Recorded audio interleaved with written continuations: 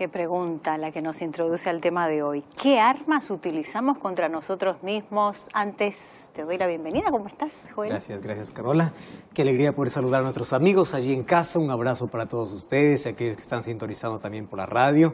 Nos alegra poder en este momento hablar sobre temas tan interesantes. Y sabes, ¿quién no estuvo envuelto en algún conflicto? Solo que cuando hablamos de guerra y conflicto, a menudo nuestra cabeza va a una guerra, un conflicto entre países, etcétera. Sin embargo, todos vivimos una guerra diariamente, ¿no?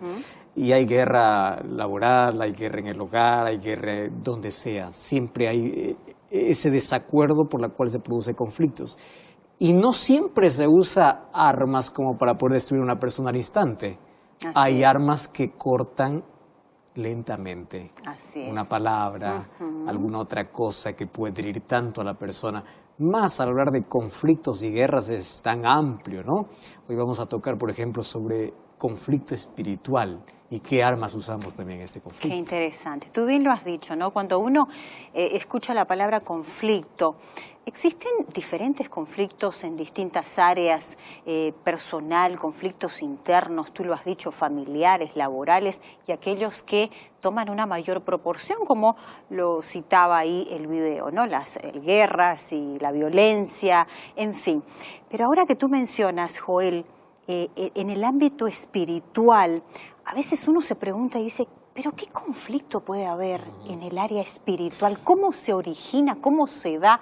¿Estamos dentro nosotros de ese conflicto? Y bueno, en fin, muchas preguntas, Esa es ¿no? una muy buena pregunta, porque puede ser que cada uno tenga su propio conflicto personal. Sin embargo, cuando hablamos de un conflicto espiritual, todos estamos envueltos. El problema es al lado de quién estamos luchando y contra quién estamos luchando. Entonces, este conflicto espiritual es mayor que todas las guerras que hubo en la historia, porque este conflicto aún no termina, es diario, es constante, y en este conflicto también hay muertos y heridos, no físicamente, internamente. Y hoy vamos a hablar justamente sobre cómo nosotros podemos defendernos, y lo mejor de todo es ¿de qué lado estamos luchando? ¿Para quién estamos luchando? Eso yo te iba a preguntar ya para introducirte y quedarnos con la reflexión. ¿De qué lado? O sea, ¿pero será que existe solución? ¿Este conflicto tendrá solución? Bueno, ahora te escuchamos. Gracias, para tener la respuesta. Muy bien. Gracias una vez más allí por estar viendo este programa. Bienvenidos a Libertad Sin Límites. Y bueno, estamos listos para poder dialogar hoy sobre este tema tan importante, porque el mundo está envuelto en conflictos. Conflictos son parte de nuestra historia, es parte de nuestra vida. En nuestra historia ya hubieron 2 guerras mundiales, como ya hablamos allí al comienzo, y al hablar de conflictos lo relacionamos siempre con armas. Conflicto es sinónimo de violencia, de huérfanos, de padres sin hijos o de hijos sin padres. Conflictos, guerras siempre traen dolor al corazón. Destruyen personas, destruye familias, causa heridas, pero también trataremos el otro tipo de conflictos, aquellos conflictos que se pelean dentro de las 4 paredes de casa, donde el marido o la esposa hiere, no con un arma en la mano, más con palabras, y hay tantas heridas que se producen en el hogar, ya sea entre la pareja o ya sea allí también para los hijos.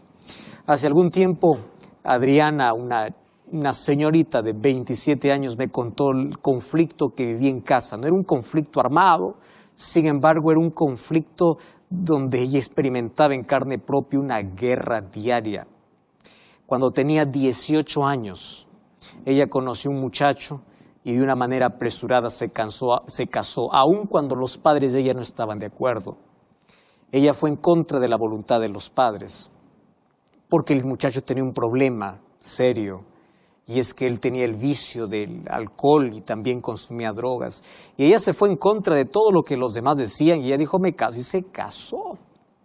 No pasó mucho tiempo, ella se dio cuenta de que había cometido un error allí en la elección, pero era demasiado tarde.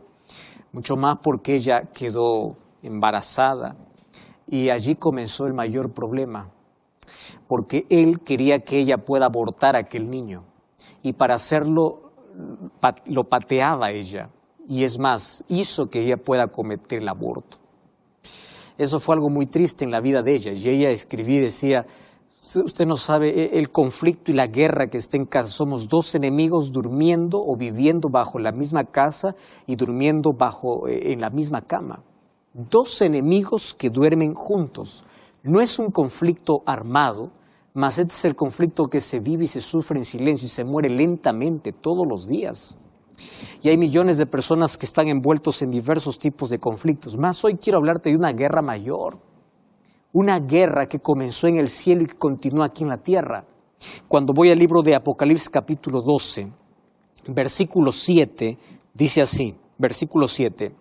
Después hubo una grande batalla en el cielo, hubo una guerra. Tú puedes decir, ¿cómo es posible? Si el cielo es un lugar de paz, un lugar de amor. Sí, ahí comenzó una guerra. Miguel y sus ángeles luchaban contra el dragón y luchaba el dragón y sus ángeles.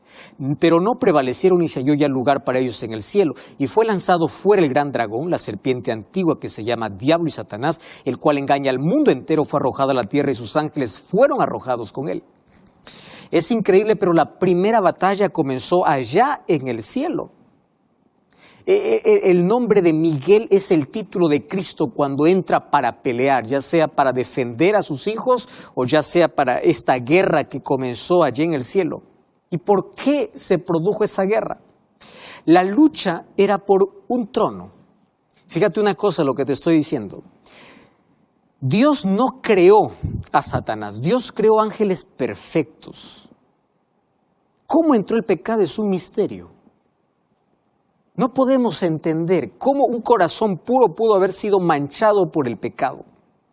Pero la Biblia nos revela cuál fue el problema, cómo este ángel perfecto, un querubín creado por Dios perfecto, un día anheló el trono de Dios. Su orgullo lo llevó tan lejos, a tal punto de rebelarse y a tal punto de hacer la primera guerra en el cielo. Y en esa guerra, este enemigo, quien se convirtió en enemigo, ahora fue echado de allá. Una pregunta que por allí surge es, ¿por qué Dios, si sabía que él iba a hacer tanto daño, por qué no lo destruyó inmediatamente? ¿Por qué solamente lo echó, lo botó del cielo? La respuesta es muy simple. Dios había creado a tantos seres en el universo, seres inteligentes, y todos ellos adoran a Dios por propia voluntad. Dios no creó robots, Dios los creó a todos con libre albedrío. Ahora, ¿qué hubiese sucedido si Dios hubiera matado a Satanás inmediatamente? En el universo hubiese quedado la duda de que las acusaciones del enemigo eran razonables y el carácter de Dios quedaría manchado. Y los otros seres ya no obedecerían a Dios por amor. Entonces Dios determinó que en el tiempo se pueda ver quién es el carácter de quién. Porque Satanás quiso desfigurar el carácter de Dios, diciendo que Dios es cruel, Dios es malo. Mas en el tiempo ya está claro para el universo que quien es malo y cruel no es Dios, sino es Satanás. Ahora, este conflicto comenzó allí por un trono. Mira lo que dice el libro de Isaías capítulo 14, versículo 12 al versículo 14. Isaías capítulo 14, versículo 12. Dice así, ¿cómo caíste?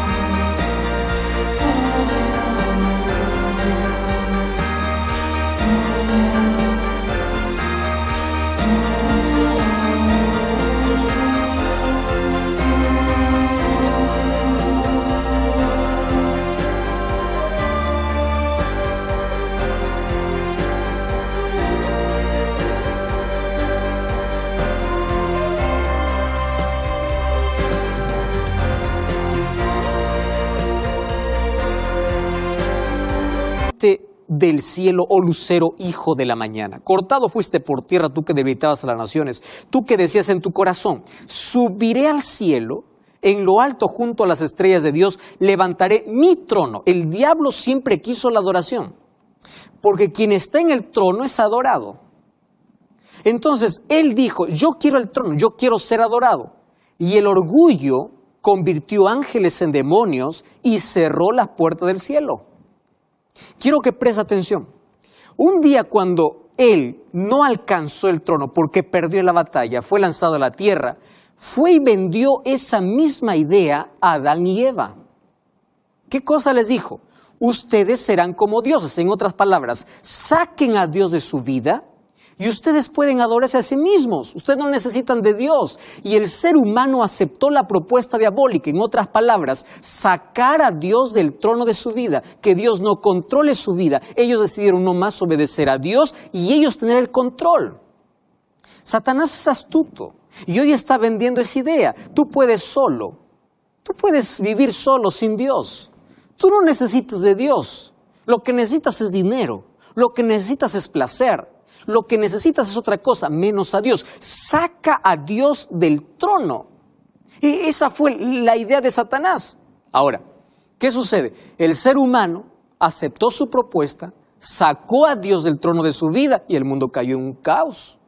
Entonces, ahora hay enfermedad, hay muertes, hay tragedias. ¿Quién es el culpable? El culpable es Dios. El culpable es el ser humano que sacó a Dios de su vida y se convirtió en un ser cruel y paga las consecuencias. Pero no, Satanás quiere seguir destruyendo, quiere seguir acabando con la imagen perfecta de Dios.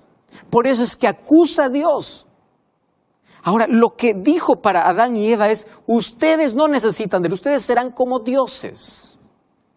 Y ahí está el problema. Tú sabes que la mayor lucha, la mayor batalla de este mundo hoy se vive en cada corazón. Cuando hablo de corazón estoy hablando de mente. En tu mente se disputa todos los días la batalla de quién está en el trono, es decir, quién está al control de tu vida. Tú puedes decir, yo hago con mi vida lo que quiero, nadie está al control de mi vida. No, existen dos poderes en este mundo luchando por tu vida, luchando por tus decisiones, luchando por tu destino, luchando por ti. Ahora, eres tú quien decides de qué lado luchar. ¿Sabes que todos los seres humanos estamos envueltos en este conflicto? Todos, absolutamente todos.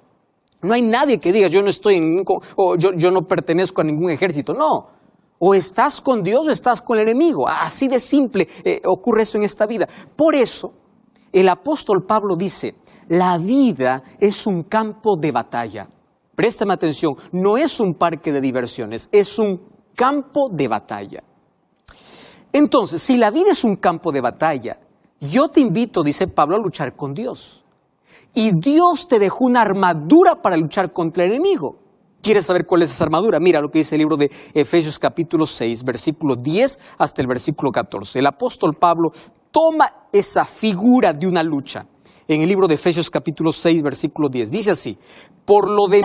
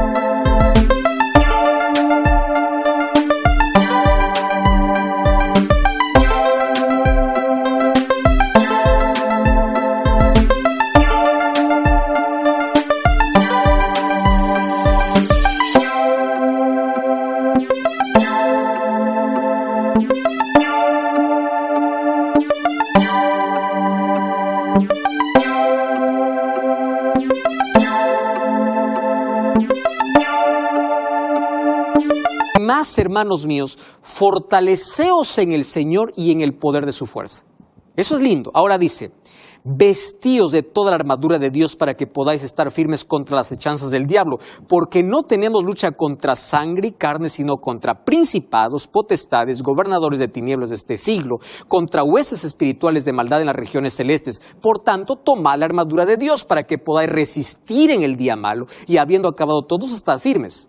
Estad firmes, una vez más se repite, ceñidos vuestros lomos con la verdad, vestidos con la coraza de justicia, calzados los pies con el apresto del evangelio, tomad el escudo de la fe, para que podáis apagar los dardos del fuego del maligno, tomad el yelmo de salvación, la espada del Espíritu, que es la palabra de Dios, y orando en todo tiempo.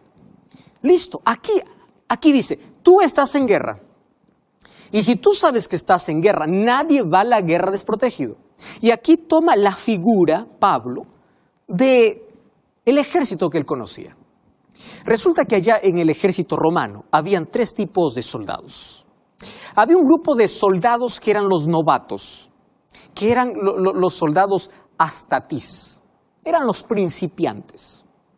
En la batalla ellos duraban poco.